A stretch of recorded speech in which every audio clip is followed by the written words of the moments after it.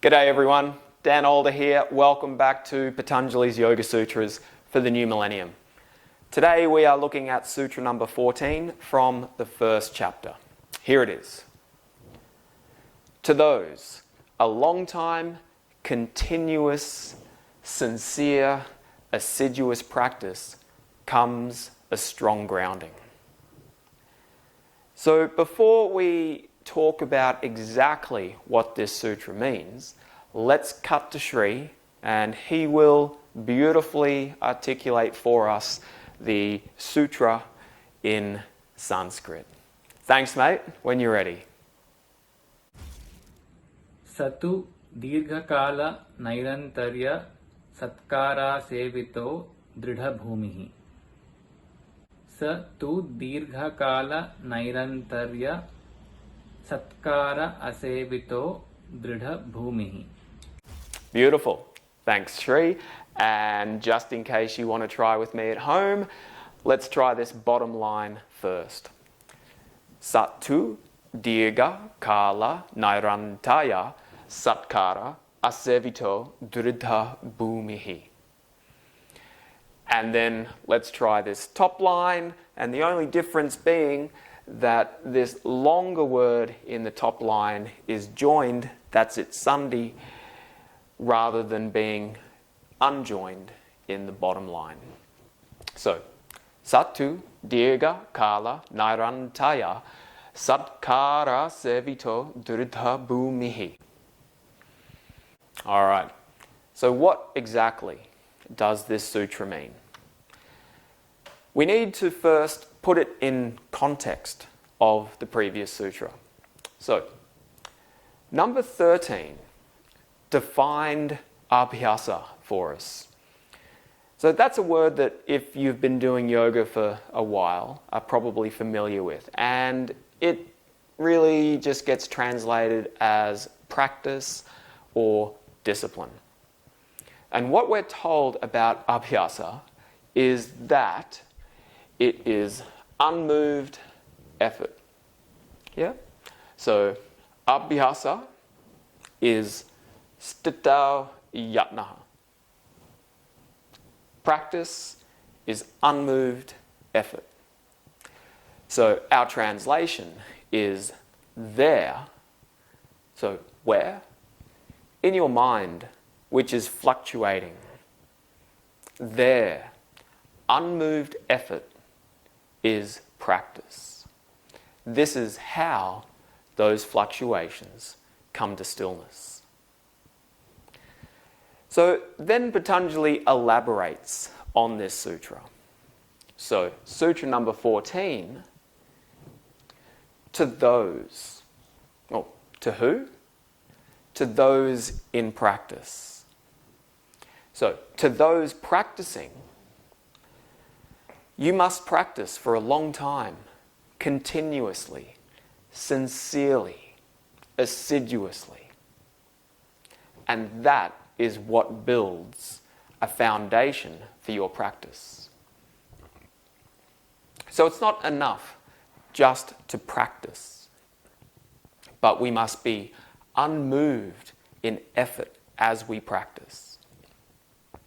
We must practice for a long time. So many years. If you're a yoga practitioner, maybe you've already been practicing for many years. And if you haven't, you should expect that you will need to practice for many years. So the first, like dirgha kala here, long time. So this refers to a length of years and decades. Nairantaya, continuous. So it doesn't need to be 24 hours a day for decades. But when you practice, practice continuously.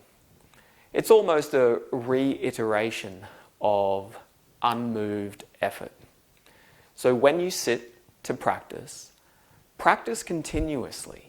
Don't allow yourself to be distracted by thought or sounds or feelings arising in the body. So, expect to practice for decades.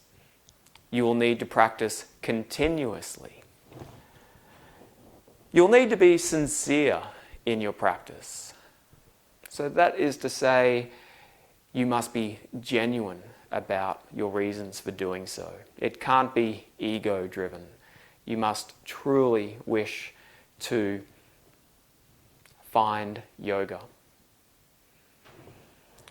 Assiduous is a word that means care and perseverance. And so you must be careful and care about your practice. And perseverance, because it is not easy. It's not supposed to be easy. And so, even when it is very difficult, persevere. Keep on going. And it is through this advice from Patanjali that we establish a strong grounding in the practice of yoga. And so this advice, of course, can apply to pretty much anything in life. Whether you want to be a better cook, or a better tennis player, or a better pianist, or a better gardener. Generally speaking, the longer we practice with greater regularity, the more we care about what we're doing, and the more we're willing to accept setbacks as a part of our journey, the more likely we are to not just get better at what it is we're doing, but we're likely to grow more from it. And sometimes we grow through the realization that we don't actually get better, but we understand and we grow in ways other than getting better at something. We learn to sit with what we are, to be with our own limitations. And so the essence of this sutra is really telling us what is required if we are to have a practice which leads to yoga. Because remember that yoga is defined by Patanjali not as practice. Yoga itself is not a practice. Yoga is defined as the fluctuations of your mind coming to stillness. And so if you are to train your own mind to become still, this is going to take a long time. Your effort will need to be continuous. You will need to be sincere and genuine. You will need to care and persevere. And unfortunately, I've probably just made that sound like hard work. And most of the time, it's going to be. So there you are. That is the 14th Sutra. And now, before you go, can I just take another minute of your time? And if you don't know already, Shri and I have produced this beautiful book. It's a lovely hardcover. It's beautifully presented, and it is our own original translations and thoughts about the first chapter. And so, because this is only the first chapter, there's another 3 to go. So we'll produce another book this year and the next 2 years following. If you would like to get your hands on this, here's my website, and you can go there and order yourself a copy. So thanks to all those who already have. So everyone, have an awesome day, and I'll see you on the next video. Ta-da.